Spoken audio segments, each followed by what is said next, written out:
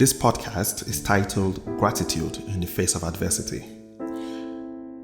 Sometime in the summer of 2006, I was approached by the founders of a successful marketing training institution in London to help them set up a new study center right in the heart of London.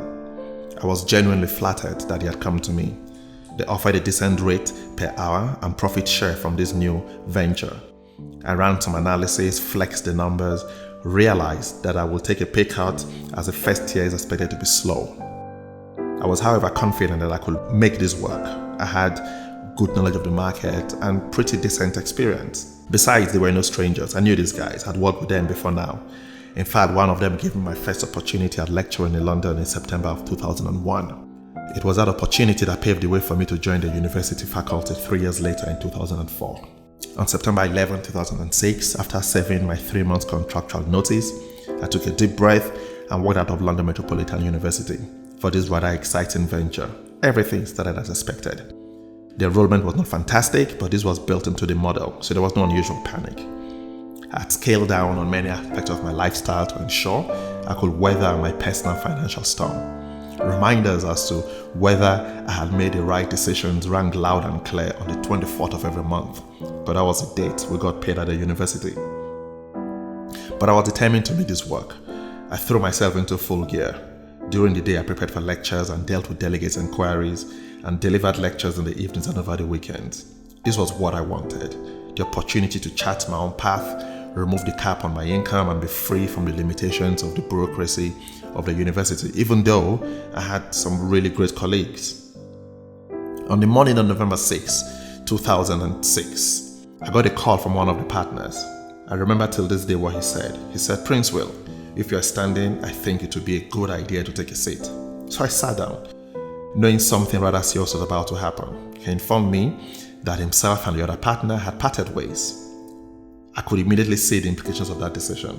The partner that had left was the one I put my faith in and left my employment to take on this new enterprise. I knew the agreement we had was no longer going to hold. This was within 2 months of leaving my job that paid £40,000 a year at the time. How would you respond to something like this? You had left a very comfortable job at the university, a job I got within 3 years of entering the country as an economic migrant. I had made plans, good plans of how to make this work. A decision to leave that was questioned by many of my part-time lecturing colleagues who would have given anything to secure such a full-time position in a university in the UK, an opportunity to flash fancy business cards whenever they traveled back home to Africa. Naturally, I was disappointed at the turn of events, but I recall not being angry. I remember saying to myself that this does not change anything for me. I told myself that I left the university on my own accord, my choice. I decided to do something for myself. That has not changed. My resolve to be on my own and do more with myself and for myself had not waned.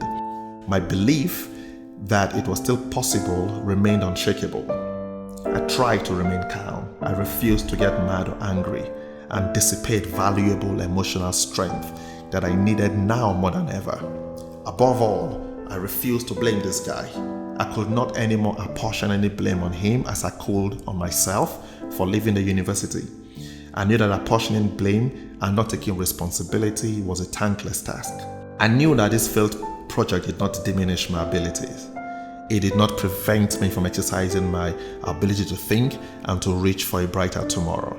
With renewed confidence, I reached out to other training institutions and I was back in business as a self-employed person this time, freelancing and lecturing in some of the training institutions for marketing in London. But this was not all I wanted. The planned path to what I wanted had changed, but the goal was still firmly fixed in my mind.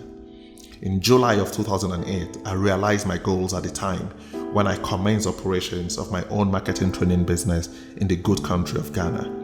That institution, Simon Page College of Marketing, today is the largest provider of professional marketing training in Africa, with operations in East and West Africa, offering marketing professionals in Africa the opportunity to take CIM qualifications.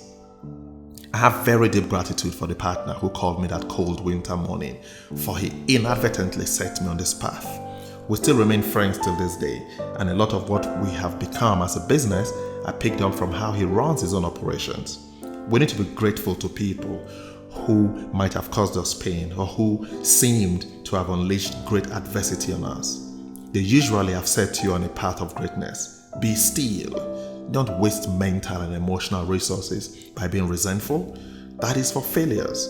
Don't spend any time blaming anyone and thus prevent yourself from taking responsibility. That is for quitters. Channel your frustration and your aggression to the constructive pursuit of a worthy ideal. Don't let your self-esteem collapse, for it will take your confidence with it into the abyss. I conclude this podcast with a message from Kenneth Hildebrand, who said the easiest thing to forget, especially when fate has been unkind to you, is that you were born to succeed, not to fail. Please share with us your own experiences with gratitude, for this will help us and our mission in trying to motivate our brothers and sisters in Africa. Follow us on Twitter and please join us on Facebook. Thank you very much.